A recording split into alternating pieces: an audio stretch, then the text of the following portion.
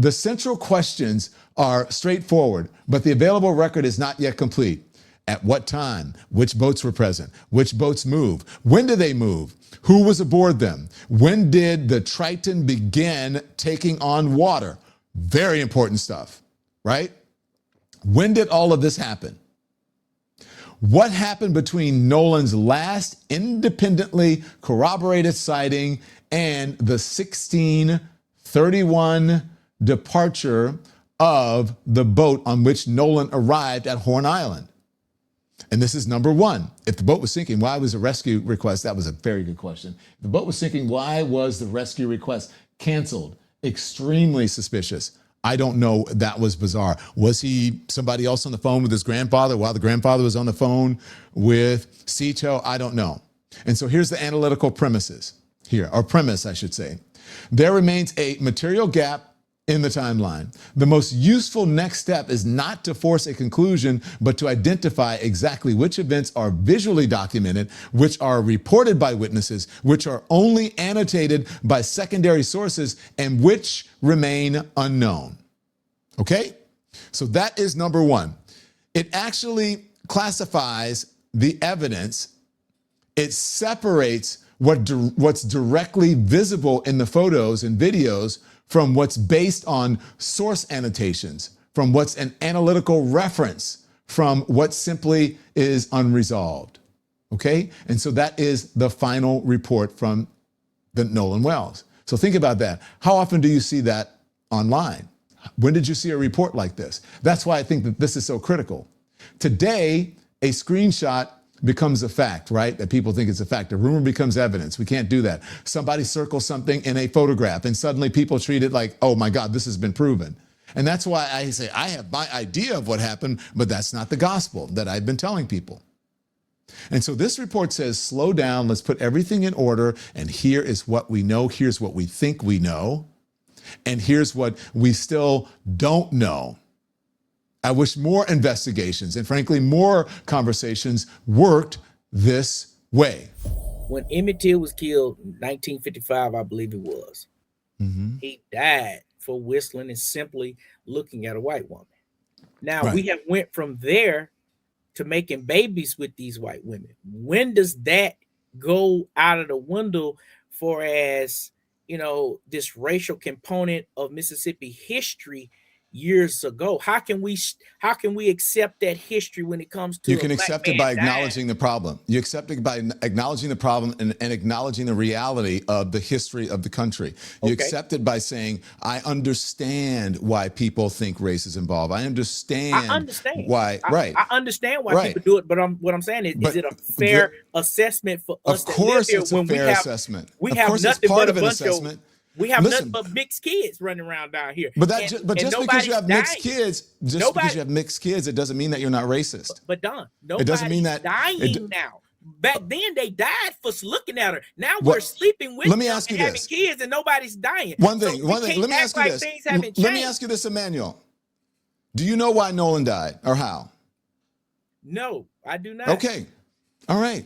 So I'm for an investigation. That's why I said I'm for Al and them coming here and investigating. But Don, what I'm saying is I don't think he should have led with this strong racial, the same people who killed Emmett Till. And I mean, that was almost 100 years ago. And we're now sleeping with white women, and white men are now sleeping with black women, creating babies with these people, man.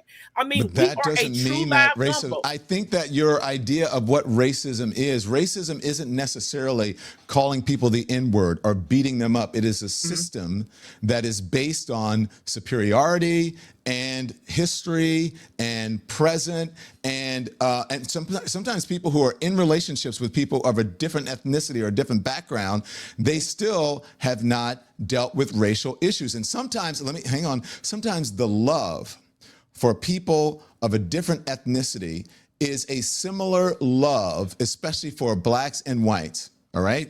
Especially of a certain generation. It's the same sort of love that you have for a pet, where you are, I'm serious, where you love them, You protect them, you pay for everything, but it doesn't mean it's the same love that you have for a human being. It's kind of that, okay, I understand that. In America, the reason that we have this is because we don't deal in a fulsome way with race. We're not honest about it. And we think that racism is something where it is overt. It's not always overt. And there are people who came up through the civil rights movement and people who were discriminated against, they're still here. And the people who were part of the Klan, there's a huge Ku Klux Klan contingent in this country. There are people who are part of the Proud Boys who said that they're racist. There are people part of the new neo-Nazis. They say they are racist and they are open with it. So, and a lot of that comes from the South, from Louisiana where I am, and from Mississippi. And if you go there, if you know, if I can drive 5 minutes from where you are and find a person who's involved in one of those groups and a person who's in that community. So don't tell me that racism is stamped out in Mississippi and where you are because people are sleeping together. First of all, people have urges, and people used to sleep with each other on plantations. Yeah, which is true. I'm just saying. The master used to sleep with the people on the plantation, women and men. Right. I mean, I was out. Here's what I want. That's all about urge. That's a lot about urge, and you know, you need to get your freak on. And what I'm you just said saying some ago, of that. I think that's slightly different topic than what I was speaking of.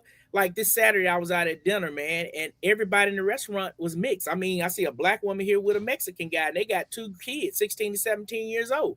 I mean, of course, that happens everywhere. That's how we are down here. I know that. I'm from the South. I've been saying that people in the South, black people and white people, integrate more than they do in the North. But that's mostly about socioeconomics. It doesn't mean that racism is solved. It's because basically those people who live together are the same part of the socioeconomic group. So if you are mostly middle class people and you have grown up there, you are going to pretty much be together in the same places. But here in the North, it is about rich people who are all together. Most of them mainly are white because that's sort of, you know, generational wealth. Most black people didn't have the opportunity to do that. But here in the North, it is more polarized than it is in the South. The South, I think, used to be segregated, but people are more polarized here in the North than they are in the South. Now I know you can speak on that better than most because you're from the South and you've been living all over. You've been living in the North, so I can understand. Not only am I from the South and living in the North, my family just left here, and we had a long discussion about this, and a long discussion about people who believe that racism is over, or just because people are what they're called, there's race mixing. That's what the racists used to call it back. But people who are marrying interracial marriage, they think that racism is over because of that, and it's not. But it doesn't mean that it is as bad as back in Emmett Till. We made progress. Racist people is going to always be with us. There's nothing you can do about that. That's why Jesus Christ suffered, bled, and died for that very same thing. Is because racist people going to walk amongst you. But who really cares about the quiet racist? He's a racist and he's quiet and he don't say nothing about it. He over there. If he not bothering you, he can be racist over there. As long as he don't come and shove it down my throat, I don't care what he is over there, right? He's not affecting me. If he ain't affecting me. You don't know that. But you don't know what that quiet racist is doing. You don't know who he's influencing. You don't know what kids and grandkids he's influencing. You don't know that. Yeah, but what I'm saying is you don't know who he's supporting. Maybe he's sending money to the Klan. You don't know. But when I'm speaking of quiet, I'm talking about the ones who just keeping it to himself. You know what I'm saying? If he's quiet with it, I agree with what you're saying right there. I agree with that. Emmanuel. If he's helping people be racist, that's a problem. And when I'm speaking, but how do you know that if he's quiet about it? Quiet is kept. You know what quiet is kept is, right? Hey, I'm just saying, man. Bro, if you got a health problem and it don't show up on this blood result, then good deal. Then eventually one day it's gonna kill you. You explained it to him and then he tried to re-explain it to you. You know what I mean? It was really. But I actually liked the guy. He didn't get mad at you. I think he knew he was wrong. Oh, he loved it. But he was like, no, listen, Don, listen to me. He goes, Don, listen, man. Listen, okay, forget the cake. Let's stick with cookies. Let's stick with cookies, brother. Let's stick with cookies. Chocolate chip cookies or pecan? But that's what I mean when someone says, hey, when it comes to black folks, we obviously are not racist towards people. We just, black people, whether it's African, Caribbean, we've been beaten down by white supremacy so badly. When we just ask for our own people, it's coming from a pride thing. It's not coming from, we hate white people. No. But when it's them, it's usually, I don't want black people because I just don't like black people. And they have a history of it. We have proof. That's all. Yeah, but also, look, Mark Lamont Hill used to tell me this all the time when he was on CNN. Yeah. And he's like, not everything is black and white, so to speak, Right. Like the white, reactions to white people are it's not. You can't compare that to the reactions to black people all the time. It's not an apples and oranges situation, especially considering the history of this nation. Yes. But people don't but he did. Do we have one of those things, Andy? I'm not sure if he got the one where he said, we need to stop talking about racism. Like, when are we going to, because if we don't, he sounds like one of those politicians that say, if you just stop talking, I guess it's like MAGA. If you just stop talking about racism. Can we all just get along? Can't we all just get along?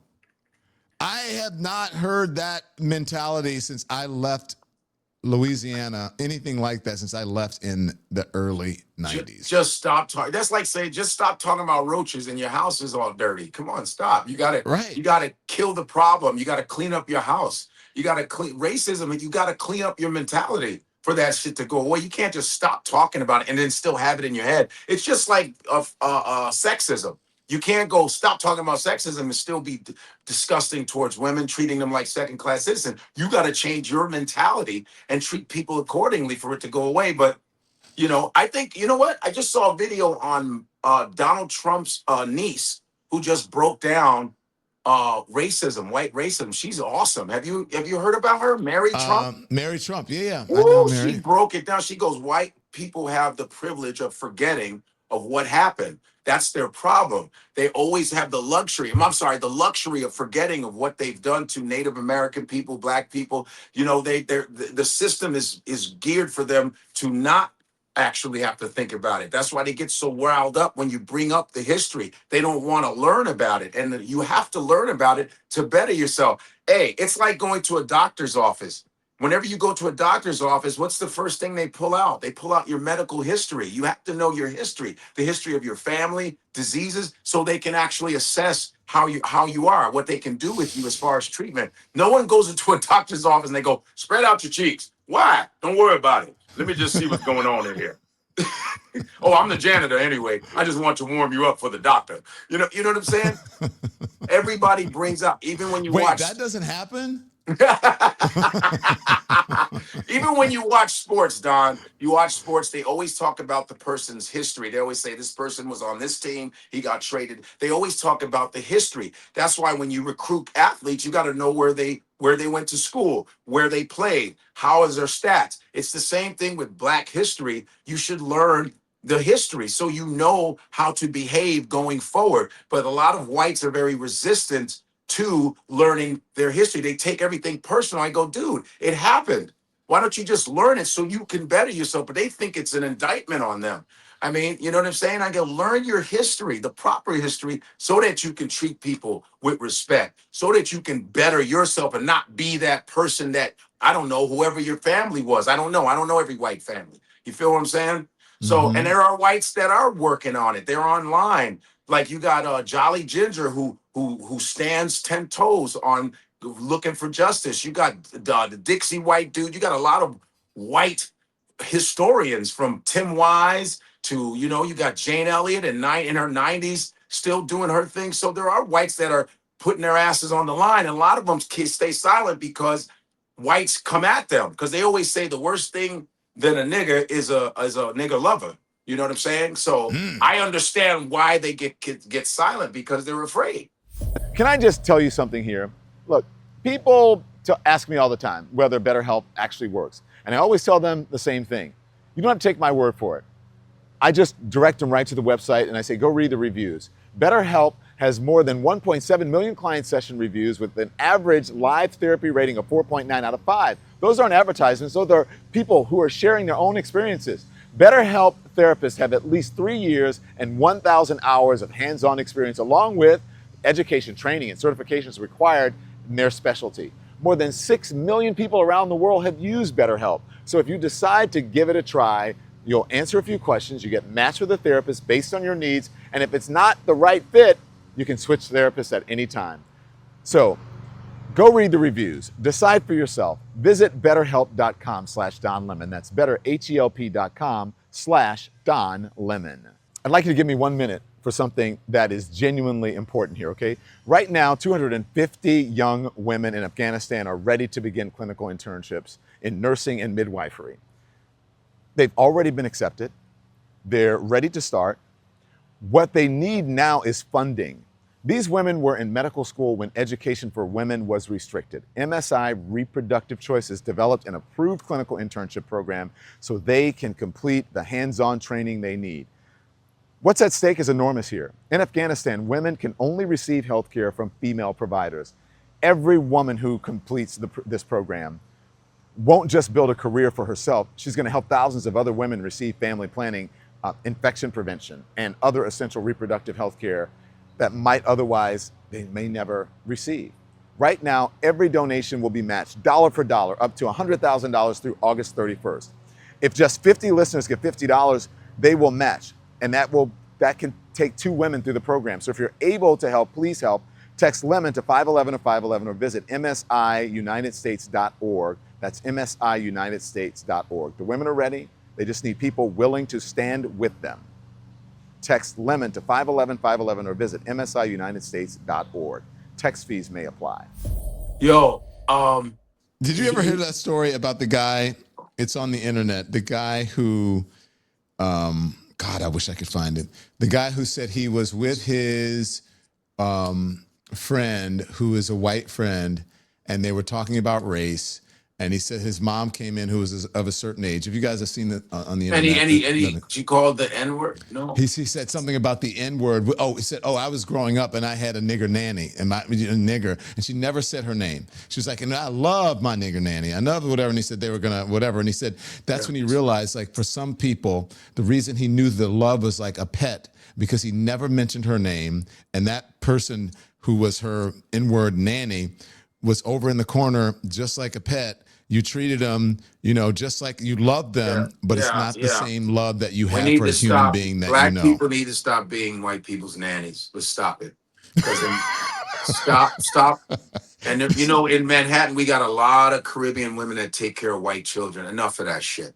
Enough of it, because that's sometimes how they see it. Because I know a lot of my friends who were raised by black nannies, Caribbean nannies from Trinidad and I see these black women with these strollers and these white kids, and you know what I'm saying? I mean, black, and even in the elderly, you go to these nursing homes, some of the most racist elderly people end up having their asses wiped by black women at these nursing homes and these black men, and when he said Emmett Till, and when he liked to use big words. And the racial component within that system, I'm like, and now we sleeping with white women. Motherfucker, black and white people been sleeping with each other for thousands of years, man. They've been sleeping with each other forever. Just people in general have been running into each other and intermixing. Frederick Douglass was half black.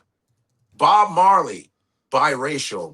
Some of the most important historical black people who fought for are biracial. What are you talking about? You know what I'm saying? That's not nothing new. And he's like, it went from Emmett Till to now we sleeping on people. Look at the NFL. All they got is white women. That he missed like a whole couple decades and like you said, the master had his way with black women.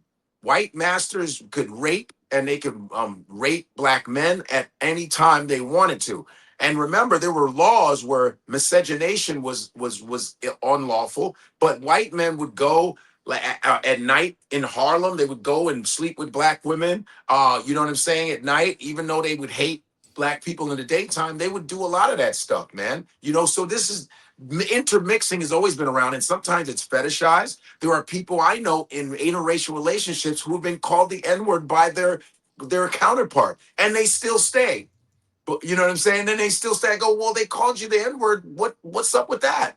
Well, no. I didn't think they didn't mean it. I go, well, obviously they're fetishizing you. They don't see you as a human being. And the first thing that comes out of their mouth is the N-word. That's a little weird. You should be leaving that. I'm saying whoever you want to be with, but they got to respect you as a human being. And a lot of times people are fetishized. They really are. You know, go ahead. No, I was just going to say, look, and by the way, just so you know, I was speaking to a family member, and the family member says that this person does not know Nolan, especially in the way that he's portraying. He's not a family friend. And so that's all. That's what the family is. Someone with the family is saying. That's all I'll say. Well, the Nolan thing is, I believe his white friends did it. I think the coroner covered it up. All of them are all connected. The racist coroner, the racist doctors. Allegedly. In my opinion, I think that, in my opinion, seriously, because I haven't. The whole thing, I had to like shut it off because I was so angry, because there was another black kid that was at a festival that got beat up. He was the only black kid there. There was the black woman that went on that sleeping thing with those white women that sleep over there. She's gone. And it's been happening a lot. There's black children swinging from trees. And Mississippi, I think, if I'm right, you let me know, Don, they still have not signed the anti-lynching bill in Mississippi. They still have not signed. I don't think that they have. They haven't even signed it. You have to think about not hanging black people, but you want black people to play football for Ole Miss, though. You still want us to play basketball and football for you, because the South loves basketball and football.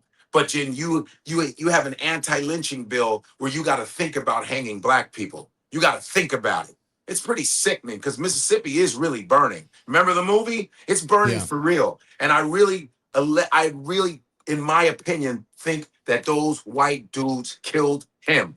Period. I think there was a jealousy thing, that maybe there's a white chick liked him. He was a football player, good looking, and a lot of white dudes are very jealous of black men. They are very jealous of us a lot of times. And I think that's what happened. And they covered it up. I feel allegedly covered that shit up. Something ain't looking right. All of a sudden, his parts of his body are missing. Give me a break. You know what I'm saying? Where he was bludgeoned. This is what I'm listening to, and I'm, in my opinion, you understand? And I think that everybody's connected with everything. I think everybody's connected. It's just like with Carmelo Anthony, the same thing. The father, racist asshole who taught his sons racism. They want to bully a black kid who defends himself, and they all know the judges. They're all friends with everybody. So I think that black kids, black people, when you're hanging with a bunch of white people, bring some backup with you. Bring backup. And this is not knocking my white friends. I've been around white people who have done nothing to me. But I'm sorry. We're going to have to detox from being the only black person around you, because you want some fuck shit. And another thing, too, when I played football and baseball, it was always the white dudes, the teammates, that would try to do stuff to everybody, like pull underwear up their ass. They would always be up to scheming shit in the locker room. And black athletes would be like, yo, man, get away from me with that shit. They'd be like, we won't come to twist your nipple. Oh, today we're going to twist your nipple. Today is booty tickling. Today is booty tickling day. You're like, what? Today is booty tickling day. What are you talking about? There's been a lot of political commentary about how this race in Michigan for Democrats is almost like a stand-in, if you will, for a real debate within the heart of the party right now, the progressives versus the moderates. Do you view it that way as well? I mean, we spent some time here this morning. Obviously, you and Ms. Stevens disagree on a lot of significant issues. How are those fences mended? Is the Democratic Party able to be a big enough tent right now when passions are so inflamed on some of these issues? This is not about the future of a party. This is about the future of the people of the state of Michigan, who deserve to know that their roads are competent, deserve to know where they'll get their health care when they need it, who deserve to know that their kids go to great schools. That's what I'm focused on. And if more of us were focused on that, I think a lot of the bigger issues that we tend to fight on would become a lot clearer. We're against the way that outside money can buy politicians, can come in, flood elections, and too often there's a pro quo that comes with that quid. But here's the thing. The things that unite us are so much bigger than the things that divide us. So to anybody who might not have supported me in this primary, I'm asking you to join this movement, to get money out of politics, put money in your pocket, pass Medicare for all, stand up to Mike Rogers and Donald Trump, take our democracy back against the power of big corporations who've rigged the system too often, and help us defeat the kind of lawlessness that we've seen out of the Trump administration.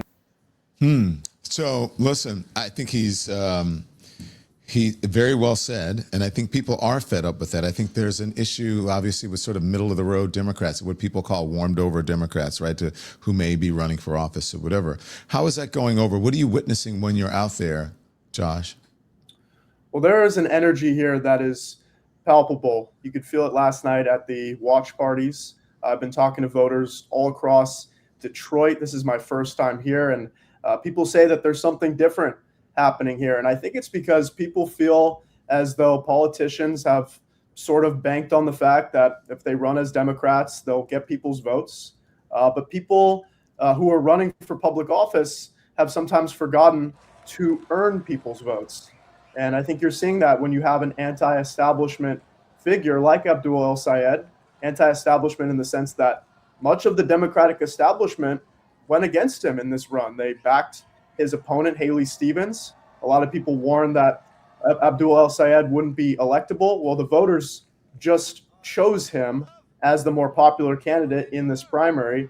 And so we'll see how he goes head-to-head against Mike Rogers. But you can tell there's a lot of momentum for his ideas right now. Daniel, the folks in Washington are paying close attention to this because I'm not sure. I don't know, but I don't believe that he is the Democratic Party's leadership's pick in this race because they're concerned about, losing, obviously. But how is this going over with lawmakers in Washington? You're there. The Senate is in session. Congress is not. I can answer that for you, Don. He is not, as Josh just said, he is not the establishment's pick at all. He overcame $60 million in outside spending because folks tried to paint him as, they're not even using socialist anymore. They're saying a communist, this outsider, this crazy. And he's saying, listen, I'm just talking about Medicare for all and getting money out of politics, kind of common sense ideas. I think the reason why he won is, and Democrats could really see the lesson from this in 2028 is what I've been talking about with why your platform is doing so well, authenticity.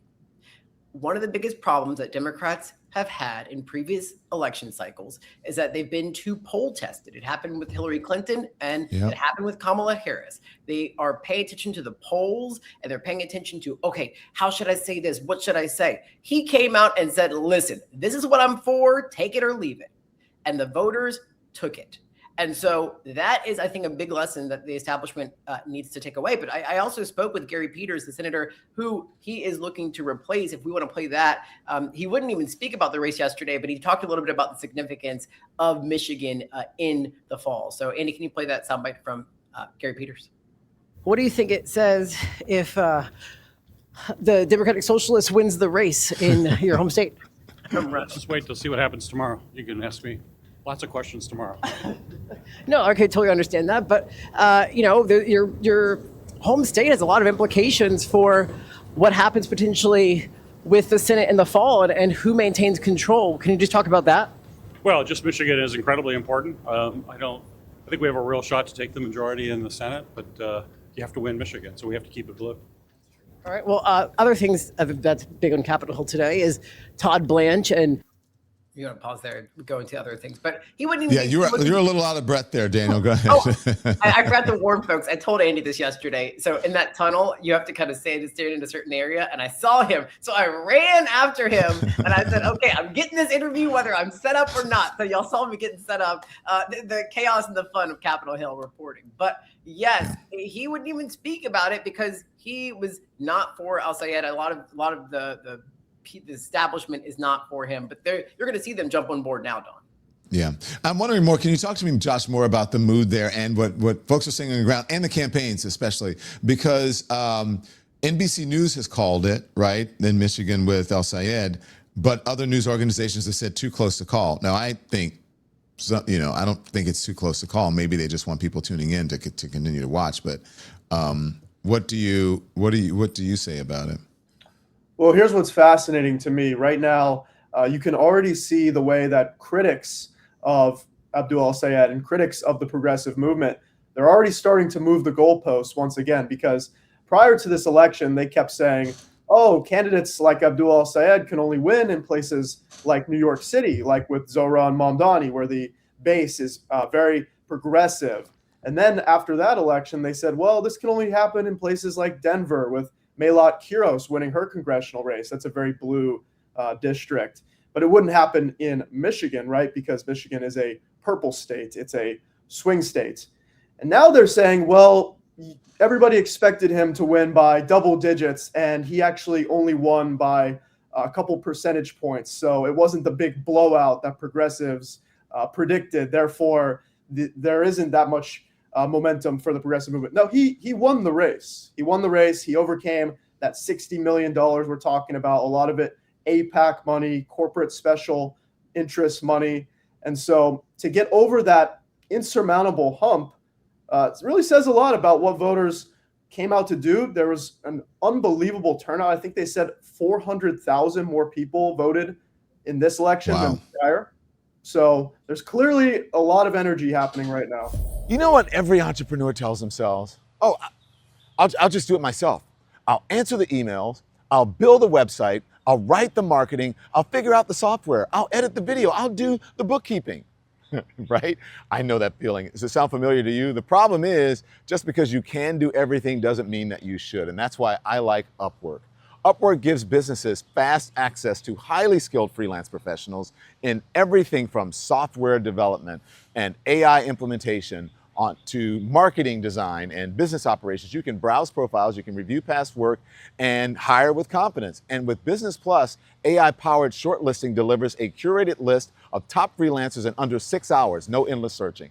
More than 170,000 freelancers on Upwork have earned 5-star ratings, and businesses of every size use the platform to scale without hiring full-time staff.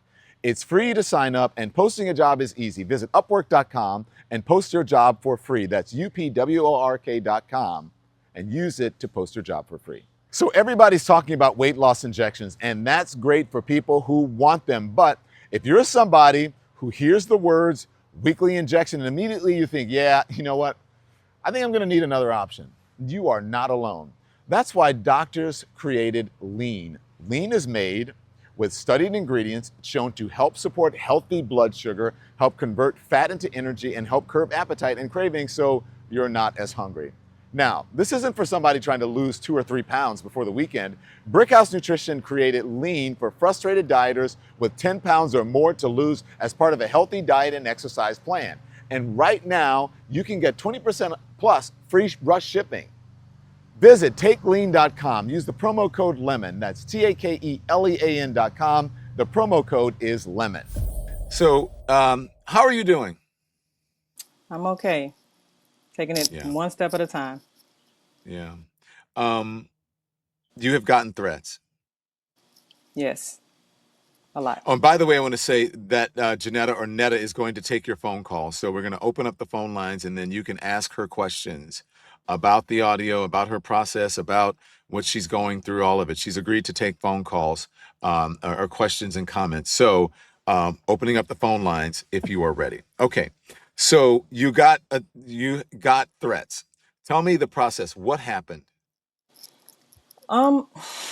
After I released it, I honestly didn't think it was going to go as far and viral as it did, but not even 24, 32 hours later, I start receiving an influx of messages, and they were from people just kind of giving me a heads up, like, hey, I don't know if you know this, but there's a lady online who's trying to defame you. She's trying to slander you. She's posting mugshots and she's, going above and beyond to try and discredit you and your profession. And with those messages came screenshots. I'm not following her, but I was seeing everything because, like I said, the messages were coming in left and right. And then when I clicked on them, I could literally see a woman by the name of Sarah J. Fields. She literally put all of my information out there, including my wife and I's business, And that was her way of trying to expose me, I should say. None of what she said was accurate, which is what made it funny to me. And so I addressed it then. I made a post addressing it. Like, I'm only going to address this one time because I feel like it's irrelevant. Like, my past, my background, which is that was 20 years old, has nothing to do with who I am today and my profession, nor does it discredit me as an audio engineer. So I did make a post, addressing that, letting it be known that, I see it to everybody that was reaching out to me, but it's irrelevant. This is what it is, and this is what we should be focused on. And ever since, the attacks from her have been consistent and nonstop. It's like every time I or my wife Ashley makes a post, I'm not sure if it's her or it's people that's on her team, but they're screenshotting it, they're sending it to her, and then she's making further posts about it. And with that has come threats, doxing, misinformation, lies, like we're operating this business illegally, or I'm not a certified licensed audio engineer. Mind you, you don't need a license to be an audio engineer, but it's things like that that's further building up, and it's like inciting and making the hate and racist attacks that we're receiving even worse. And that led to the call, like a screen grab of a conversation that was being had that was sent to us. And that's when we were like, yeah, no, this is going too far. But Let me that's what let it's me ask been. you this, Netta. Thank you for answering that. Let me ask you. So she's trying to sully your reputation about something that's not even relevant. Is that what I'm understanding? You said something that's not relevant is 20 years in your past. Is that what this Yes. is like opera research on a candidate or something that they're doing with you? That and then I think she also got me mixed up with someone else because she then started making up an entire story. Mind you, I don't know her. I've never met her. She made up an entire story that I attacked her and her children. Um, I can't even remember what it was. Hopefully, I sent you guys one of those screenshots, but I literally think, and I was told that she got me confused with someone else. And so, with that confusion and her putting out there that I attacked her and her children, came even more hate. Like, now they're trying to say that I'm attacking children where she's trying to protect children. Like, her job is to protect children. So, I don't know. It's like a whole lot of nonsense that literally has nothing to do with me and what I did. And it's Mm. weird. Okay, let's start from the beginning. And Andy, put up the first. Is this the first thing that we were? Yes. This is the first thing. Okay, and so this is Sarah J. Fields. Now I've never heard of Sarah J. Fields. You have heard of her, correct? Or you didn't know Ye- who she was? I've never met her. I've only heard of her past dealings with other content creators and activists. Hmm. Okay, so it says meet Jeanetta Brantley, the self-proclaimed audio engineer who took a raw boat distress call and enhanced it until people started hearing phrases like "You killed him" and "Nolan, wake up." So when she's saying here that you enhanced it until people started hearing phrases, to me, in my opinion, this sounds like someone who is saying that you are making things up, that you are somehow doctoring this to make people hear that. She said the raw boat distress call and enhanced in quotes, until people started hearing phrases like, okay, we know what the insinuation is for there, again, in my opinion. She also repeatedly accused Nolan Wells' friends of unaliving him, and publicly called for their arrests. Did you do that? I did not. Okay, her self-edited audio has now taken the internet by storm and has essentially become a dog whistle for people who were already targeting and harassing Nolan's young friends. So everything that's happening around these children, around these teenagers, young men, she's trying to blame you on all of the things that's happening to them, maybe threats and all of that. Yes. Okay, that's interesting. Um, So, and then she goes on, she starts talking about your wife and she starts doing this. Okay. And so this is someone who has a history of doing this, I would imagine. Again, I've never heard of this person. I haven't heard a lot of these far right-wing people. I have to be honest with you, Netta, until I started doing streaming and I started realizing like can you still hear me? Yes. Okay. I started realizing who some of these people are, and I can't believe that people take them seriously. So this happened. And then the next thing, I think there's a next screen here, right? First of all, before we go to the next thing, what do you think about what she said there? I don't know. I wasn't expecting it. And so I didn't know how to feel about it. I just thought it was strange how just somebody that I don't know would come out of nowhere trying to accuse me of doing things that I hadn't done. Like nowhere in that video when I put out that audio did I blame anyone? Nowhere in that video did I admit to doctoring anything. Like I gave my professional opinion. I said who I am, what I did, how I did it, why I chose not to go the AI route, and basically was communicating that there's some concern here with what I heard. Now, understanding that, my interpretation isn't facts. This is what I heard. I want you to listen and be the judge. That her post completely, it's almost like she tried to void what I said and created her own narrative. And I didn't think that her creating her own narrative would go as far as it's gone to incite the type of threats and hate that I've been receiving. Well, you said it's almost as if she ignored. She did ignore, because I just played what you said. You said, and then before that, though, which I didn't play because I think that your video is like 5 minutes long, is that you explained exactly what you did. Correct. And you said you didn't want it to go through AI because you wanted it to be as natural as possible. Correct. And then you explained it. And then you said, but I want you to know, this is not fact. I'm paraphrasing here. This is not fact. And this is my interpretation. Right? Correct. And then as I understand, you went back and you put it back, you uploaded another video, posted another video without the words on it, right? So because you did not want to influence people, you said, okay. And then, but also in that you said, I want you to listen for yourself. Listen in headphones. You tell me. So that's why I don't understand this. And then going into your business and your past and whatever that means. And look, something that says something that you pleaded guilty to a misdemeanor. Okay. Okay. I don't look. Which I don't is know all if you did or not. untrue. Which is all untrue. Okay, but even if it were true, what does that have to do with this? What does that have to do with you being a professional? Exactly. And that's why I think that introductory post of hers was a setup from the jump. She was literally trying to set up the initial attack on me and my wife, because she included my wife in that post as well. And so when my wife got wind of it and she saw that this was happening, she immediately jumped in. She immediately got involved, because not only are you attacking me, you're attacking us both. And my wife steps behind me. I'll just leave it at that. Your wife is 10 toes down. If she had 20, she'd be 20 toes down.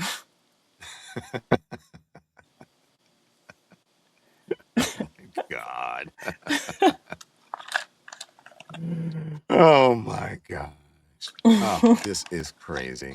Okay, so let's look at the next one. I want to look at the next thing. Okay, and so then she says, blah, blah, blah, business website raising obvious questions about whether the business is properly authorized. And then she goes talking about you and what you did. And then she's talking about a case against you and something about Popeye's fried chicken and blah, blah, blah, blah. Meanwhile, this is a person, let me make this bigger because I can see.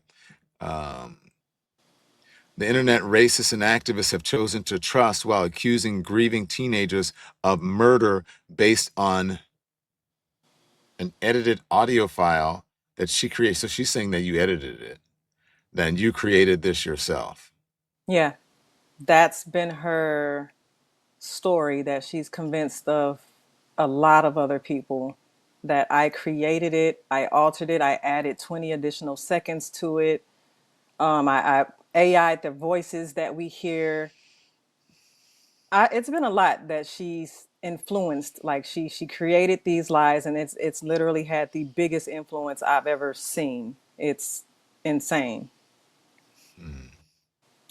Now, I know that, you get all kinds on the internet. Netta, I think you realize that. You get all kinds on the internet. But I have not personally heard or seen anyone, especially in legitimate media, legitimate streamers, legitimate independent media, independent journalists, accuse these young men of murder, of unaliving him. They're saying it's suspicious. They don't know what's going on. Even people who are, who claim that they're friends with the family, they say they think something is suspicious and something happened. But I haven't heard anyone flat out say any of those terms. Agreed. Before people continue spreading accusations that have targeted innocent young adults. Now, we don't know. I say innocent until proven guilty, but we don't know who's innocent and who's guilty. So the fact that she's saying targeted innocent young adults, she's already been judge and jury about it. They should consider the credibility of the person who manufactured the audio and started this latest wave of online harassment. Okay, she says, as usual, I come with receipts. I'm just reading this as someone who's really not that familiar with it. I did my research before, but I can't quite understand why someone would be so invested in this, and also invested in defending people that you just don't know. You can have your feeling about it. I don't know. I don't know what happened. I don't know if it's accidental. I don't know if there's foul play. I have no idea. So I'm not going to defend anyone, except I'm going to defend the mother who wants answers, of course, which is what this person should be doing. I'm going to defend the right to find those answers, to make sure that the decedent or the person who has died gets justice, or gets, at least their family knows. Yeah, of course. I'm not going to blame the victim. Yeah. Nolan Wells is a victim here. Whether Nolan Wells drowned or whatever happened, if something happened to them, somebody caused his death or something caused his death, he's still the victim here. He's the one that didn't go home to his parents. And his parents and the American people deserve answers. He deserves answers and justice. And so I'm not going to, I don't think anyone who is any degree of professionalism would claim something like that and then defend people that they don't know if they're innocent or guilty. Now, what is this, Netta? That's her montage or collage or whatever of me with the initial video, and then my 2 mugshots. So her way of trying to out me and or embarrass me, I assume. Are you embarrassed by this? I'm not. Not at all. Yeah. And look, everyone, we don't all have the finest moments every single day, right? And so, look, whatever your past is your past. I don't see what it has anything to do with this. Okay. And then next in succession is what? That's so my wife, she put out a video clip this morning or last night of the conversation that we received with Sarah on a call with a few other people, and they were just discussing some hateful things and suggestions. And when Ash put that up, Sarah, per usual form, took a screenshot of it or received a screenshot of it to try and combat and or intimidate. I don't know what her method is, but that's her sharing what my wife had uploaded in regards to that actual conversation that they were having. Okay. So they were having a conversation around you. Yes. And what they wanted to happen to you. And so listen to this clip of Sarah Fields and her supporters. So is this her supporters? Is that her? Yes, that's her in the corner. That's her in the corner. But so this was on what? Was this on X or something, or X or Twitter Spaces or something like that? What was X. Yes, X. Okay. So according to the wife, this was on X, and according to her, can you go back to that, Andy? I just want to read the bottom part of that. Listeners, listen to this clip of lies. People supporting someone caught within a multitude of lies. I find it ironic that they think we should have our tongues cut out, theoretically. I'm certain they wouldn't want to be threatened that way. These people are bottom of the barrel twisted, having the audacity to project everything that they are onto other people. Okay, so that's your wife put that out. And the reason she put that out was because of this. Listen. Everything we're seeing and experiencing with Sarah is just motivating me more to go harder. I sincerely believe that no one should be able to utilize that platform to spew hate, division, incite harassment, doxing, and other forms of harm. Everything that Sarah is, everything that the people like her are, they are projecting onto innocent, good people. And I want to share something. Tell me what you think. You know, I understand like media needing some protections, like against frivolous shit, but when you come out with some straight up just lies, I think they should just like essentially, theoretically, cut out your fucking tongue. Just saying. If you're constantly caught in lies, like, bruh. Keep It platforms annoys me. at the minimum. Like, Or what was it they used to do? They used to like put a hot coal in somebody's mouth or something. Something like that, whoa, I'm talking about going fucking medieval on these going motherfuckers. way back.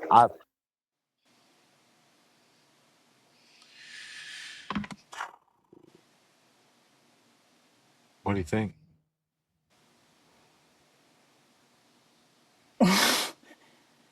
I think honestly, and like honest, to be bold enough to say something like that on a public platform, I don't put nothing past any of them.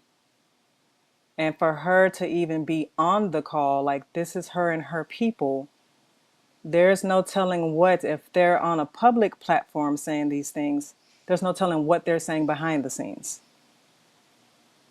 And that's the part that's concerning. That's the part that it almost trips me out that it's even allowed on social media.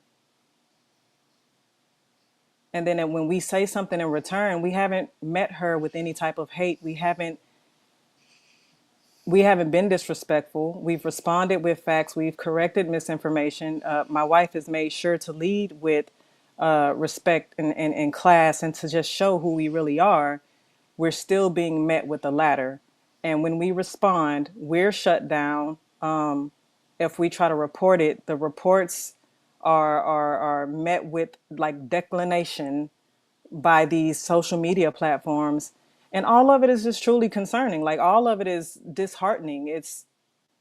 I have no words. Our phone lines are open if you want to call in and you want to ask Jeanetta some questions or if you have a comment. Look, I don't know if you know my history. I don't know if you know what happened with me and Elon Musk, who's the owner of X, which was the interview that I did with him, and I questioned him about content moderation. And this is why I believe that there should be content moderation on all platforms, whether it has to do with self-harm or harming somebody else or especially around young women and their bodies and eating and all the things, right? And what the algorithms are doing. I think that there should be moderation and transparency, quite frankly, Jeanetta, about all of these things. And I can't understand why. Do you feel like that your life is in danger? It could possibly be in danger. It could possibly, but with every post, there comes something. I saw someone say, "Get the ropes." Like, I hope I hope the same thing happens to you. What happened to Nolan? Now, if y'all are calling it an accidental drowning, how can you hope something with so much boldness and so much, confidence? Like the threats are just out of this world insane.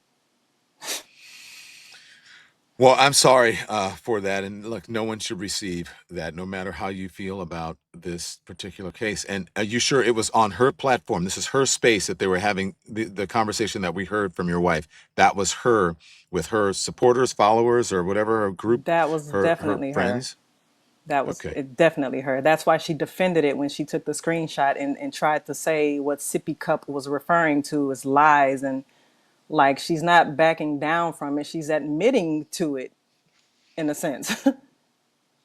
And Sippy was the guy that we all just heard saying that.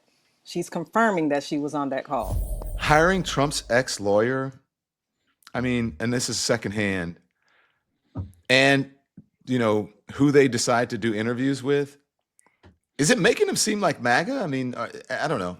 I don't know. What do you think? I mean, I think that, yeah, short answer is yes, but I think the deeper answer is this is a deliberate signal that they're sending that anybody who wants to even question our innocence, we're going to come at you with frivolous litigation. We're going to make your life a living hell. A lot of this is intimidation. This is what Trump did with E. Jean Carroll and why people commend her for fighting so valiantly against his billions of dollars. And I think the other point I want to make here is this is an example of what we mean when we talk about something as simple as due process of law, right? Whatever happened, these kids, these young people deserve due process of law. I can say that unequivocally. Yes. The point is that MAGA understands that. They're upset that these white kids are being implicated in what could be a murder without a full trial, without a full hearing. They get how problematic that is, but they don't want to afford that basic courtesy to the black teen killed in Austin with police showing up and shooting him dead.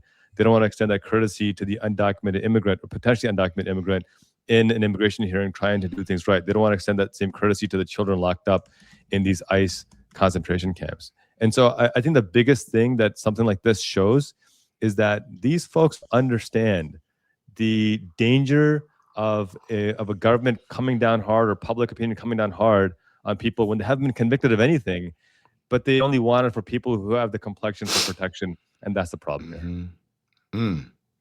Well said, Charles.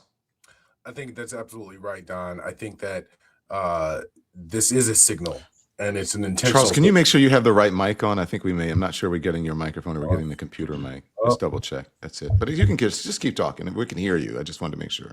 Okay. I think it is. It's an intentional signal that is being sent by the family in this respect. They are intentionally letting people know sort of where they are in terms of what can feel like a dog whistle. This is absolutely in line with what it is that we are seeing. I wanted to go back for a quick second, Don, to what you were just doing in terms of talking about the threatening of witnesses and how much the public has sort of gotten involved in trying to manipulate how this case is going. And I want to say, as a former prosecutor, that this is starting to feel like it is the intentional neglect of the prosecutors in Jackson County. And hear me out when I say this. I am not suggesting that they are inviting these people to be a part of witness tampering and threatening witnesses or anything of that nature. But what I am suggesting as a former prosecutor is that they understand very clearly that the lack of transparency and information that we have gotten has only led to greater speculation that has given room for these sorts of things. Charles, not to cut you off, the mic is great. You are reading my mind. You have been saying you're saying what I've been saying this entire time, that they need to be more transparent. They need a cadence of public, of alerting the public. They need to be knocking down some of these things, right? Because that's right. Whether they realize it or not, we're in a different media environment, and they are, through, I don't know, maybe unknowingly, I don't know, just unaware that they are fueling some of this. Thank you for saying this. Sorry to cut you off. Yeah, no. They, at this point, they realize it. Like, you can say, well, Jackson County doesn't necessarily handle a ton of high profile cases, and you might be right. But at this point, when you don't necessarily have clarity around where when you plan to release your autopsy report, when you don't have clarity around how you are, when you are preparing to go in front of the grand jury, when you don't have clarity around a number of different things that are circulating in the public view, you are inviting this type of tampering from the outside. And so I'm stopping short of saying that they are complicit, Don.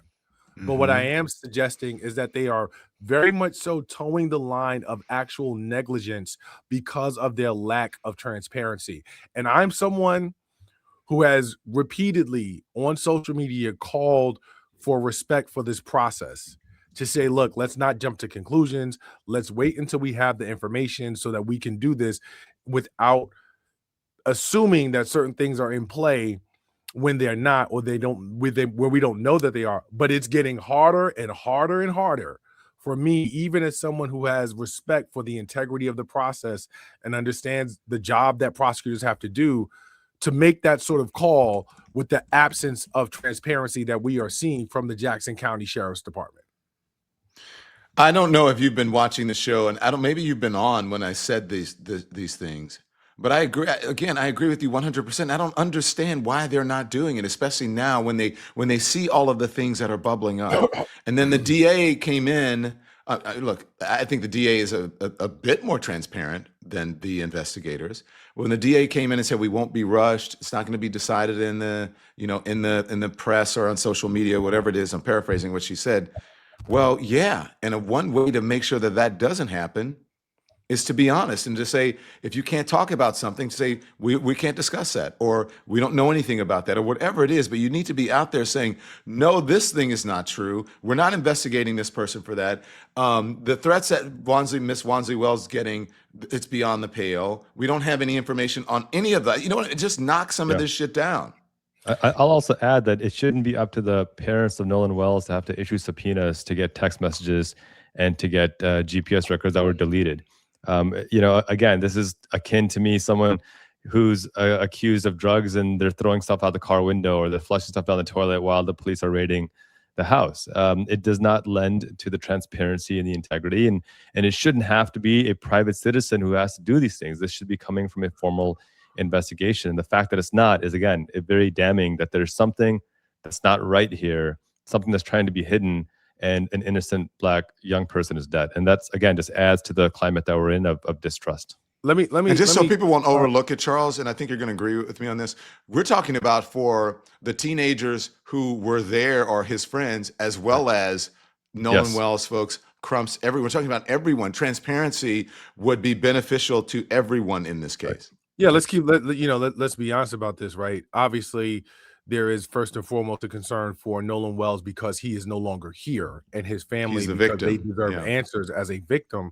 But you're right. If you are talking about individuals, some of whom, all of whom, none of whom may have had something to do with this, they also deserve the transparency because it will help sort the wheat from the chaff, so to speak, in terms of like who it is that needs to be the focus and who needs to be sort of left alone in this moment. I do want to go back to Qasim's point because there's another sort of element to this that's playing out that I don't think people really fully appreciate. The police and investigators and prosecutors have had minimal contact with Benjamin Crump, the legal team, and the Nolan Wells family, in part because they understand the large nature and the scale of Benjamin Crump's platform. And so as they understand that they cannot gag without a court order Benjamin Crump or the family from talking about what is and is not being done, they are concerned, more likely than not, that giving Ben Crump information and putting that information into the family's hands could result in that information getting out to the public and the public reacting and then putting more pressure on themselves. So their ill-advised response to that has been a total sort of information blackout for this family and for their attorney, such that they've not allowed them to have the information for fear of them going to the public and explaining to the public what's going on. So it's not even a matter of them themselves not being transparent with the family. They're trying to basically shield the amount of information that the family has so that they can convey that to the public, which is another layer of deeply problematic practices that I'm seeing unfold from the investigators in this matter. Wow. Charles and I have not spoken. Qasim and I have not spoken, and somehow we're all on the very same page.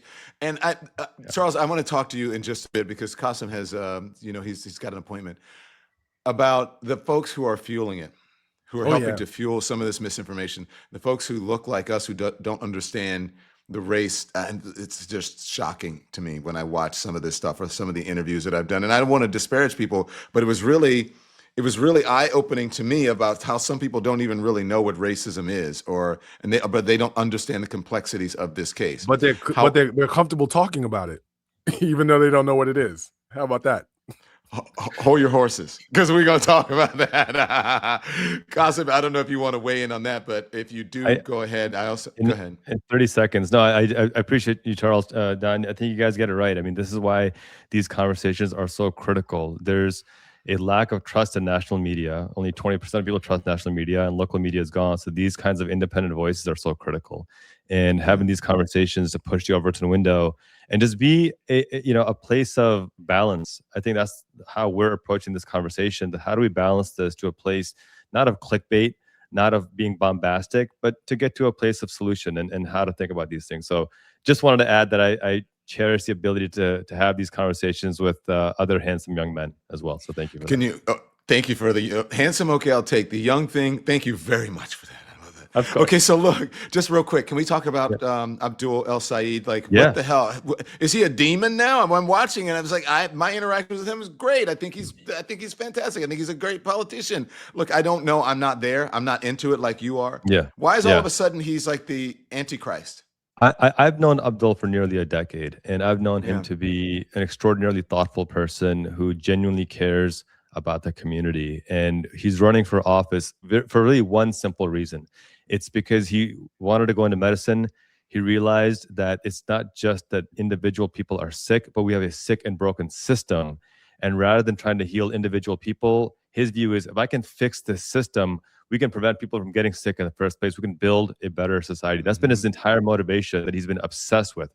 And I can't think of a more noble thing than wanting to heal the world. And what scares him, or not scares him, what scares the establishment, what scares Republicans, is that he is unapologetic on his views of getting money out of politics, of getting money in your pocket, of Medicare for all, of ending the genocide in Gaza, of combating AIPAC, of combating Chuck Schumer, of going after Trump. He's unapologetic about all, but he's fearless. And the part that scares them the most is that it won in a state like Michigan. They thought he was going to get annihilated. People forget, in the 2024 Senate primary, the progressive candidate lost 70 to 25. I mean, he got blown away. Hill Harbor got blown away by Lisa Slotkin, who ran basically the same playbook as Haley Stevens. Abdul came in, ran an unapologetically progressive platform, and despite being outspent 11-1, he won. He convinced Michiganders that he is the guy. And that scares the hell out of the establishment because it undermines everything they thought they knew about politics. Well, let me just say this again, you have to go. I don't see anything that you said wrong with wanting health care for all, wanting people to have a living wage, wanting people to be able to afford that, understanding that Democrats are in for a rude awakening in November, I believe, and Republicans. I do believe that. Yeah. Thanks for watching, everybody. I appreciate you. Make sure you like, subscribe, and turn on notifications so you don't miss anything. We're live weekdays at 10 a.m. and 5 p.m. Eastern with new content at 2 p.m. Eastern, sometimes at 8 p.m. So follow The Don Lemon Show wherever you are: YouTube, TikTok, Instagram, Facebook, Twitch, Substack, Spotify, iHeart Radio, Apple Podcasts. We are everywhere, and we're there every day. And if you want a little more, join the Lemon community. Exclusive posts, behind the scenes, live chats. Just hit join or check the channel pages. All right, I'll see you next time.